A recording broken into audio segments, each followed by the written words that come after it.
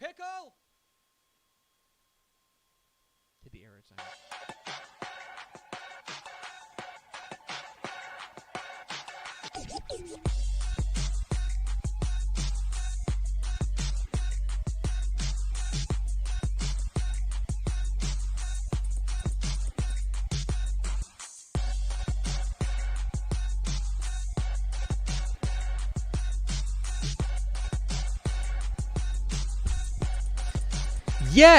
Yes, yo! From the Dave Campbell's Texas Football Mothership here in beautiful Lewisville, Texas, it's Texas Football Today, America's favorite internet show. Oof. My name's Greg Tepper. I'm the managing editor of Dave Campbell's Texas Football magazine, TexasFootball.com, a corresponding website. Thank you for spending part of your day with us. Whether you're watching us live, TexasFootball.com, Facebook, YouTube, Twitch, Twitter, all the places, or you are listening to us on the podcast, which you can subscribe to on the podcast platform of your choice. Either way, thank you for doing your part to support your local mediocre internet show. I am sitting over there at the helm today, making us sound good. She's the Duchess of the Dorks, Miss 305. She's going to be at the Texas High School Football State Championship games instead of seeing Pitbull. She's Ashley Pickle. That's a true fact, right? It's a true statement. It hurts. I love the state championship games, but yeah, there's one time when I wish that was not happening at the same time. It's a tough scene. You know, T's and P's.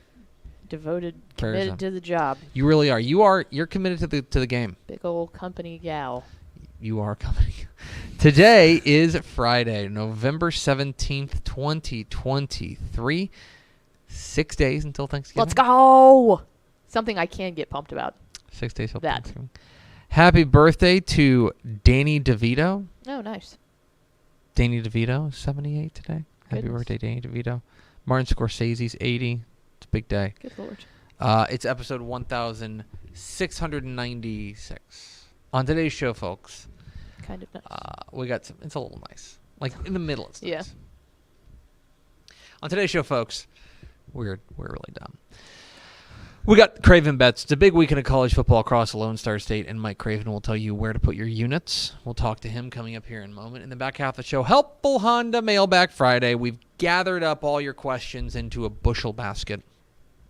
It's a decorative Thanksgiving cornucopia, and we will answer a number of them coming up here at the back half of the program if you stick around with us. Speaking of sticking around with us, tonight, Dave Campbell's Texas football. Tonight.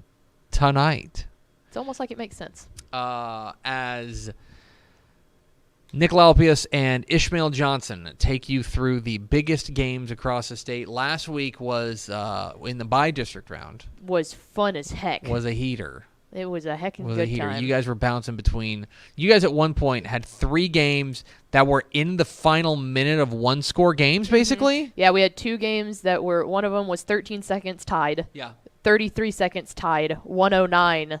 1-point game. Yeah. All 3 of them tried to kick a field goal to win it. Yeah. And we had them up all at the same time. It rocked. Texas football tonight's the only place you can get that. Do you know how hard, and you'll get this, but probably not. I can't begin to tell you how hard it is as a producer and an avid Texas high school football fan to contain myself when that's going on. Because at least you can go on air and be like, this is awesome. Like, Yeah. I'm behind the scenes still trying to focus on, like, where we need to be getting doing to. your job. But I'm also, like my director, Blaine, looked at me last time. He was like, Pickle, I need you. And I was like, sorry. No, I know. That's the thing. Is that, like, I've said this before, but, like, the talent side of it, Yeah. it's not easy. It's not No. easy.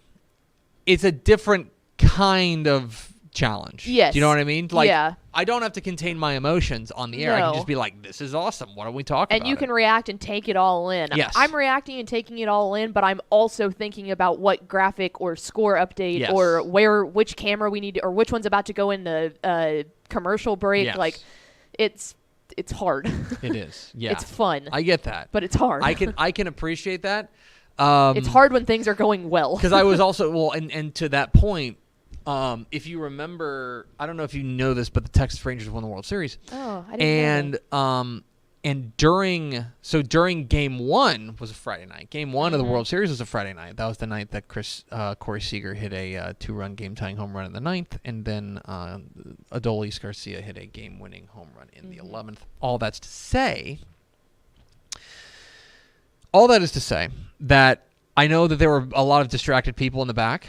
Oh my goodness. So much so that, like, when the Rangers won the series in 5 games, which meant there wasn't another game there wasn't a game 6 on Friday. God.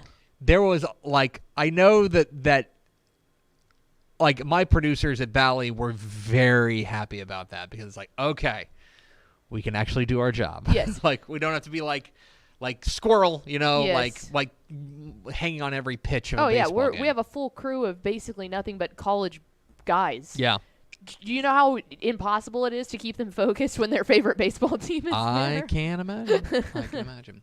Anyway, yeah. So all that to say, Dave Campbell's Texas Football tonight, 7:30 p.m. on YouTube, Facebook, and on TexanLive.com, and on Twitter.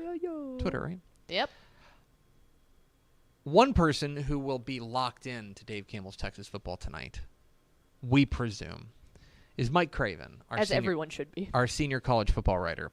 But one thing that he's certainly going to be watching is what the people in the desert think, as a great man once said. Because it's time for Mike Craven's college football financial advice in a segment we call Craven Bets.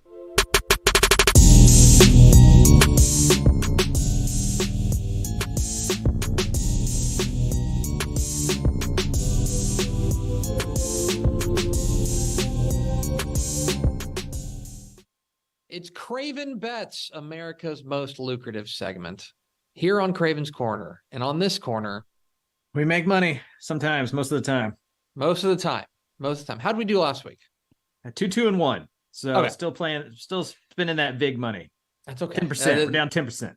10%. That's okay. That's okay. This is where we rally and we get above water here in what is going to be the I guess really this is the last big Saturday of college football season, right? Because next week it's kind of gonna be scattered across the week.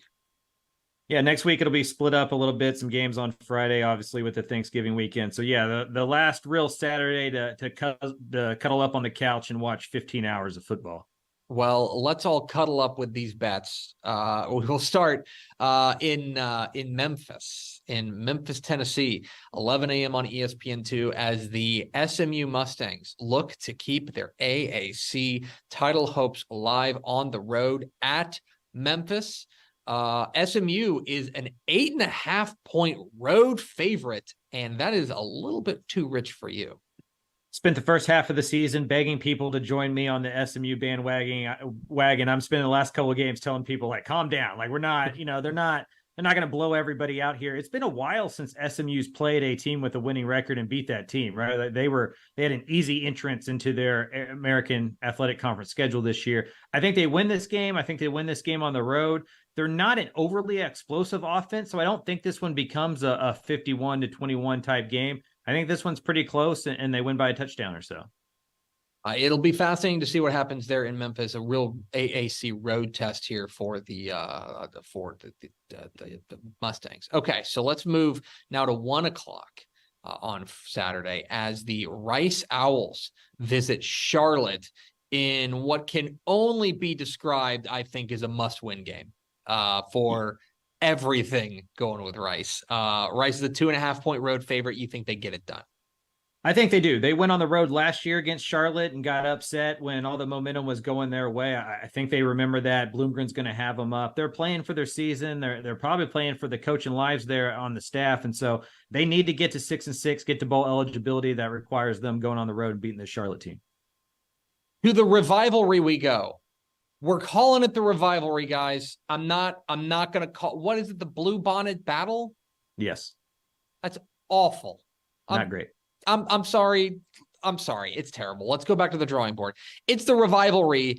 It's TCU and it's Baylor going down at Amon G. Carter, 2:30 p.m. on Saturday. TCU a 13-point favorite over what I think can only be described as a pretty woeful Baylor team. You think TCU covers that 13? TCU's got a lot more to play for. They're more talented. They're at home. I'm not sure I need more reasons. Like, that Baylor team, for lack of a better word, is broken. They just don't seem like one that is playing great football. They're not great in the trenches. They're not great defensively. TCU played pretty well in the second half against Texas. Josh Hoover getting better and better each start. I don't think the Horned Frogs are a great team, but I think they're good enough to beat Baylor by 2 touchdowns plus. To Lubbock we go, where suddenly an absolutely enormous game for the Texas Tech Red Raiders as they host the Golden Knights of UCF coming to town. A matchup of 5-5 teams. One of these teams is going to walk out of this game bowl eligible. Tech is a 3-point home favorite. You think the Red Raiders are going to get it done? I do. They're at home. They're really good at home under Joey McGuire. We saw UCF last week against Oklahoma State. That's as good as they can play, right? Like, I think people are higher on UCF coming out of that game. We had seen 9 games previously. I'm not changing my opinion on them completely just because they beat a hungover Oklahoma State team after winning Bedlam. Give me Joey McGuire. Give me the Tech Raiders at home there in Lubbock. And finally, let's go to the game that has been screaming trap for an entire 3 weeks now, as Texas visits Iowa State for the last time for the foreseeable future, going up there in what is a massive game, their final road game of the regular final true road game of the year, taking on Iowa State. Texas is a 7.5-point favorite. You think the Horns are going to cover that? I do. This is two-pronged. One, Iowa State hasn't beaten anybody. Look at their record. They're just beating up on a lot of bad teams. I don't believe in them all that much. Two, Texas is always a good bet against when everybody's believing in them. They tend to be pretty good when they're not, favored by a lot, or when people are going, hey, this is going to be the trap game. This is going to be the trap game. It's at night in Iowa State. The Cyclones are talking a little mess publicly. in the press. Texas hasn't played a full four-quarter football game in a couple weeks, but I think they're the team that was up by 20 against Kansas State and up by 20 against TCU more than they are the second half team. Even without Jonathan Brooks, I think the Longhorns roll here. He's Mike Craven. He is our senior college football writer and our financial advisor here on Craven's Corner, because on this corner, we make money. I feel like bustin' loose, bustin' loose. Come on, get on up. Oh yeah, get on up. Bustin' loose when you wanna sing. Bustin' loose, baby, do your thing. Talking about bustin' loose, yeah. Hi, I'm Jennifer Potter, Executive Director of Be Well Texas. Too many people are struggling alone these days, and alcohol and drug deaths are increasing. We started Be Well Texas to offer high-quality, science-based addiction treatment and recovery services anywhere, even at home. We provide compassionate, caring support virtually or in person. In many cases, there is no cost for treatment if you don't have insurance. Really. Welcome to Be Well Texas. We're glad you're here.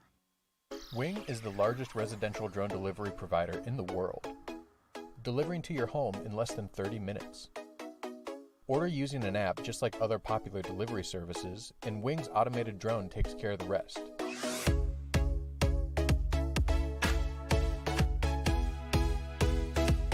It's fast, safe, and sustainable, and it's now delivering to parts of Dallas-Fort Worth, Texas.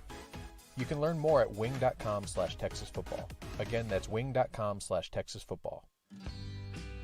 Born and bred in Texas hits a little different, as it should. Texans love doing business with fellow Texans. VCR Now takes its Texas roots as seriously as its many partnerships with schools and universities around the state.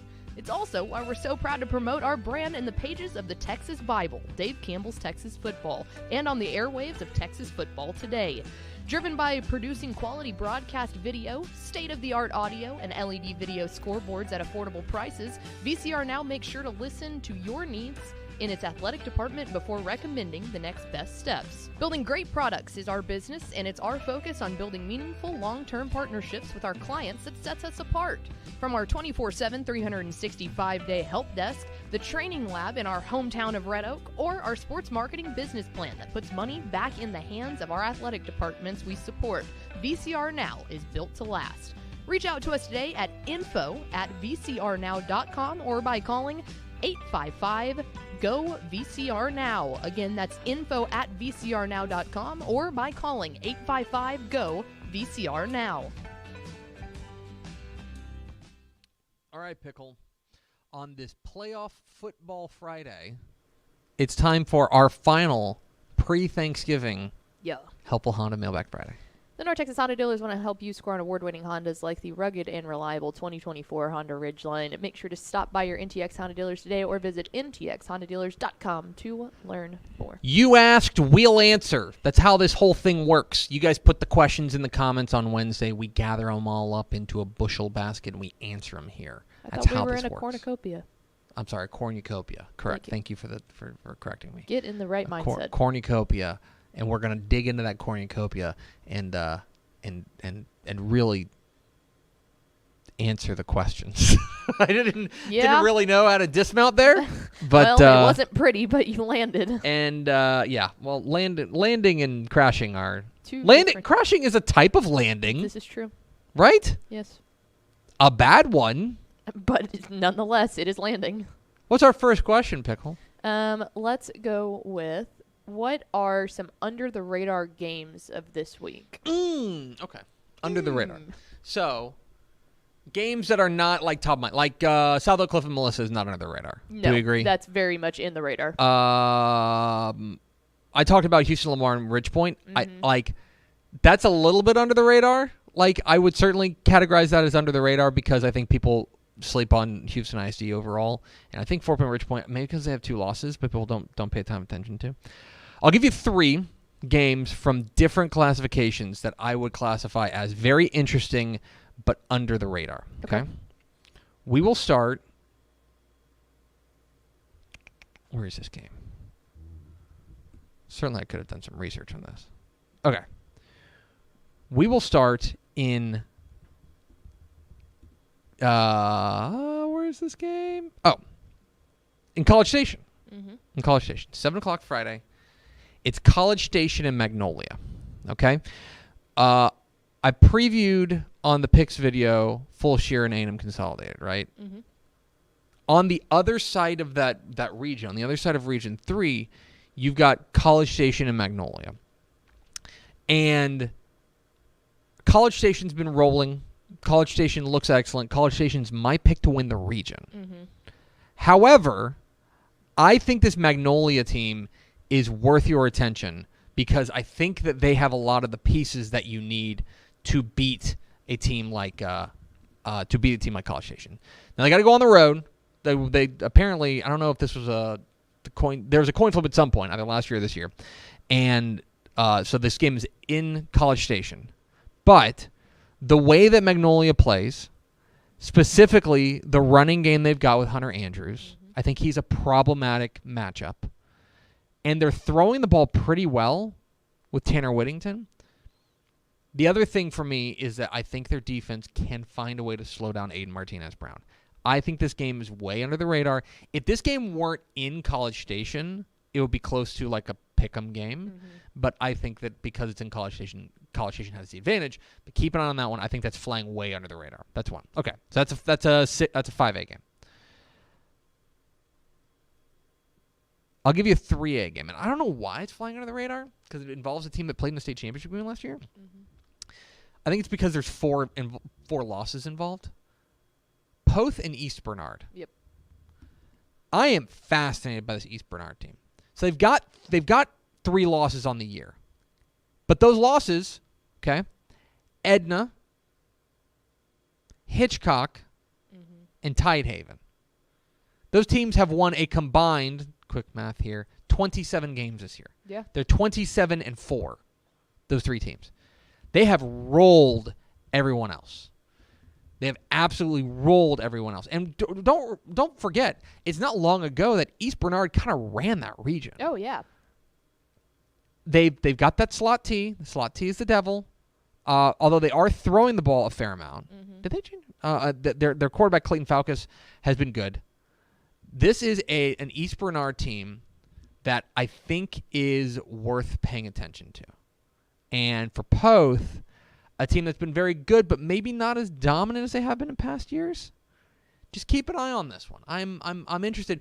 East Bernard has tweaked their offense a little bit, and I think that they can give Poth a little trouble. So that's another game that's under the radar. I'll give you one more.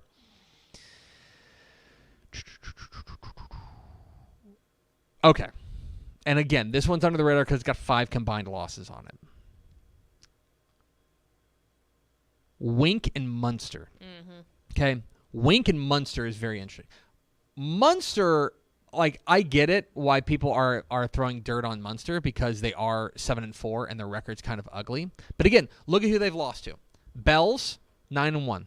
Paradise, 10-1. Pottsboro, 9-2. And Collinsville, 10-1. Mm-hmm.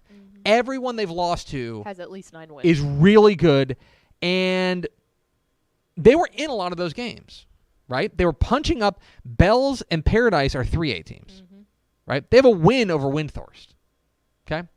This is a Munster team that I think is serious, and they also, Brady Carney has a tendency to build his team up better as the season goes on.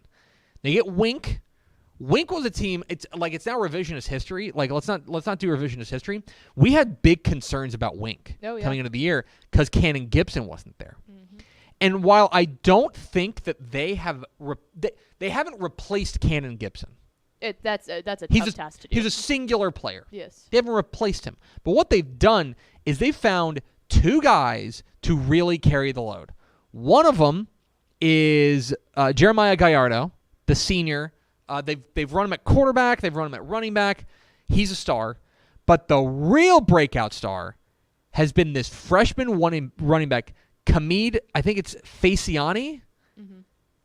He's going to go over 1,500 yards on the season this week. Like, he's been a stud. I think this game is going to be a lot of fun.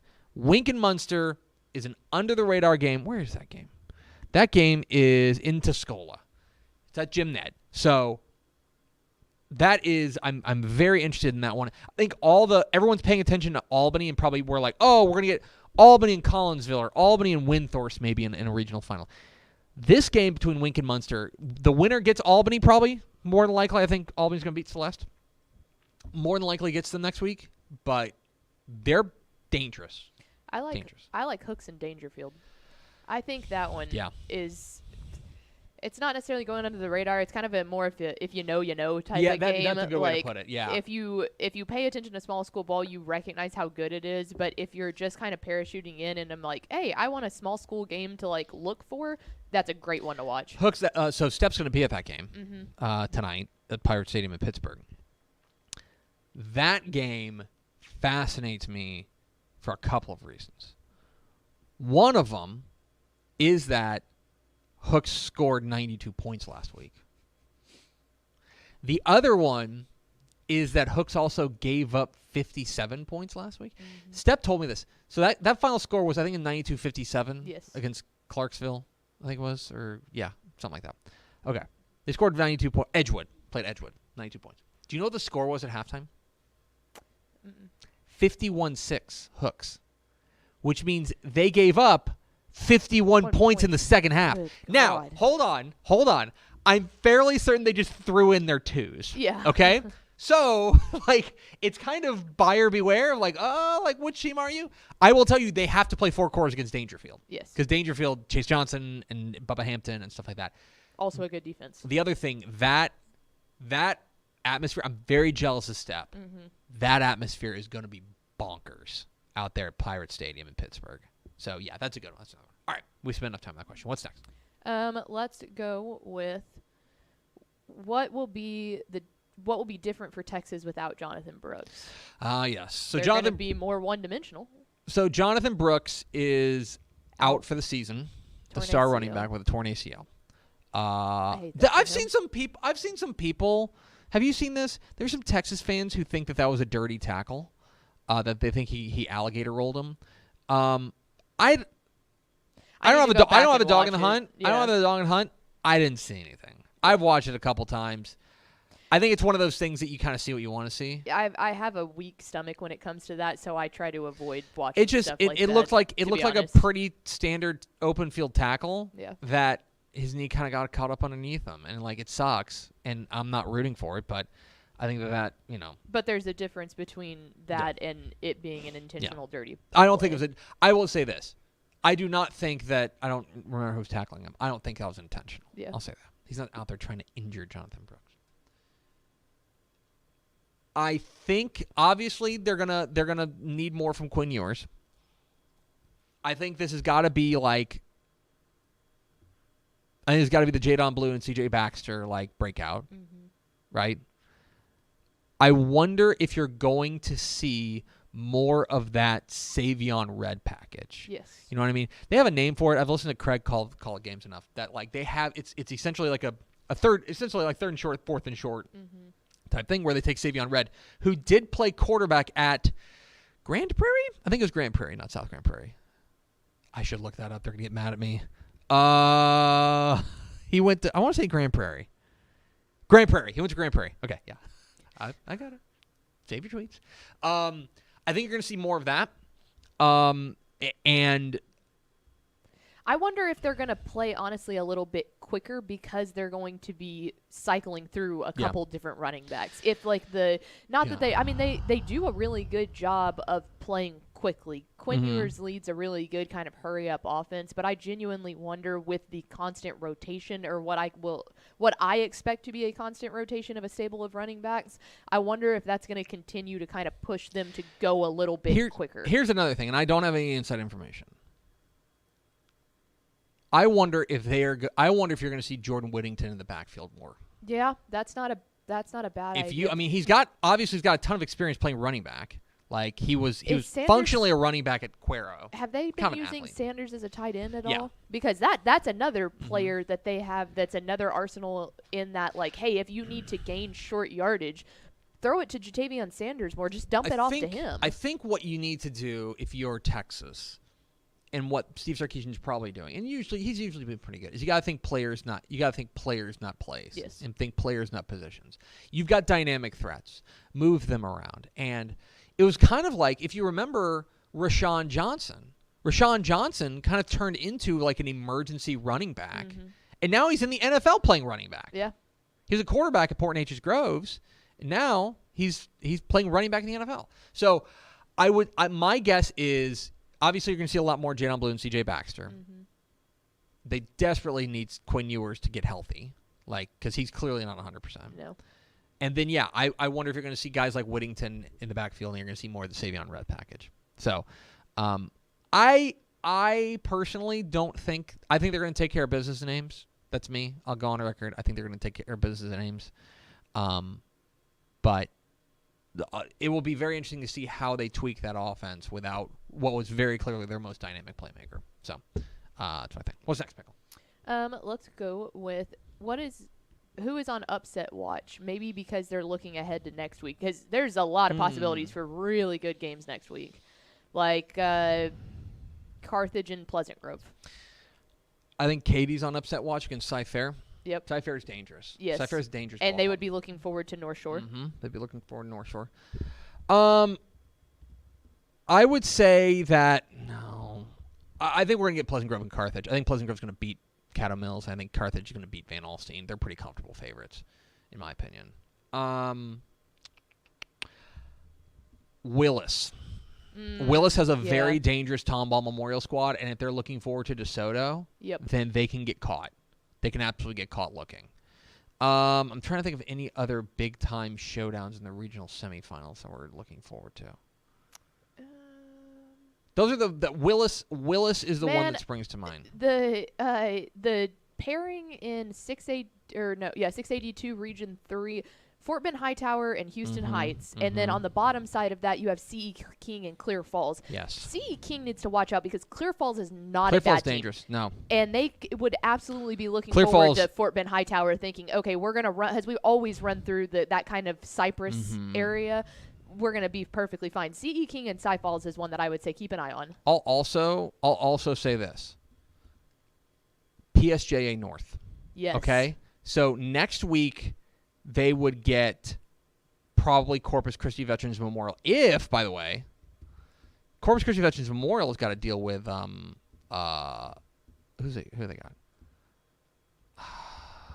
They've got Brownsville Veterans Memorial, which is not easy. That's a tough Brownsville Veterans Memorial team. In fact, the computer has Brownsville Vets as a touchdown favorite in that game. Oh, wow. Now, I think Corpus Christi Vets going to win. Yes. All that to say, PSJA North has got to be careful here because Victoria East is a good ball club.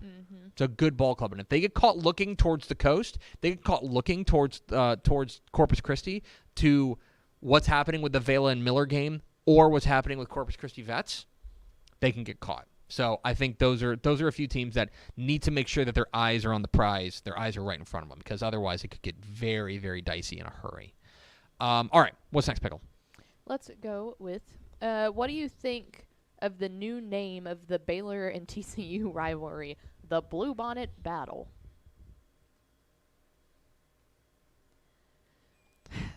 I think it sucks. The trophy is even worse than the name. I think it sucks. Have you seen the trophy? Yeah. It looks like a hockey puck that your Looks like a hubcap. that your grandma painted for Looks you. like a hubcap that flew off a wheel on 35. Yeah, and then someone's crazy aunt picked it up and did a painting on it. It's awful. It's awful. And I get so. Also, the thing that makes me so mad about that, as a person who grew up in the hill country, and that's where actually all the bluebonnets are, there are not that many bluebonnets in between Fort Worth and Waco. If you wanted to say the battle between Waco and UT was the bluebonnet battle, or Baylor and UT, I would be willing to hear it because that side of 35 has a lot more bluebonnets. You don't see all that many bluebonnets there. Let's think, what's between Waco and Fort Worth? You can call it the Traffic Bowl. Yep. You can call it the Kolache Bowl. Yes. The Kablosnik Bowl, right? Kablosnik, whatever. The Czech Bowl.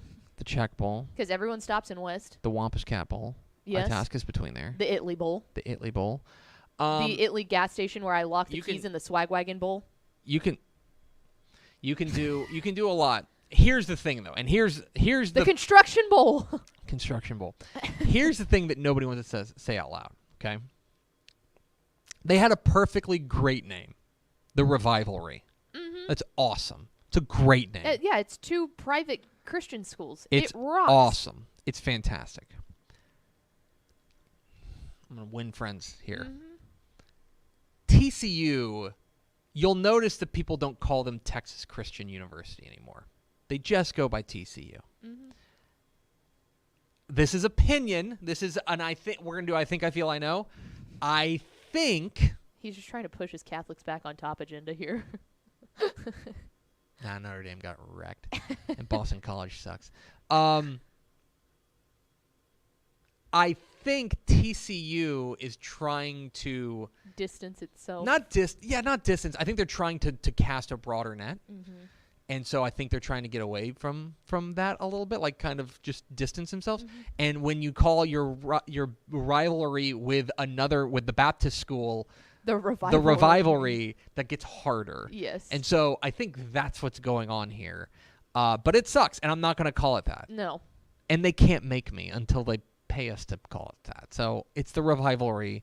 It is. The Bluebonnet battle stinks, and Yeah, we that's can call it what trash. it is. It's just bad. And by the way, I'm freaking happy to see Bluebonnets. that it's like unanimous across the internet. They're like, this sucks. This is awful. Yeah. Everyone has said it. Like there's not. I don't think there's anybody outside of like the marketing departments for Baylor and TCU that are like, this thing rocks. No, it's bad. It's very bad. Okay. Let's do one more. You got an ender? Yeah, we're a week out from Thanksgiving. What is your menu looking like? Which is interesting for you because you're hopping on a plane. Yeah, so I'm hopping on a plane on Tuesday morning. Did you end up getting a turkey shipped out there? No. It I know we had talked about it at one point. Our favorite turkey place, which still waiting for that sponsorship. Yep.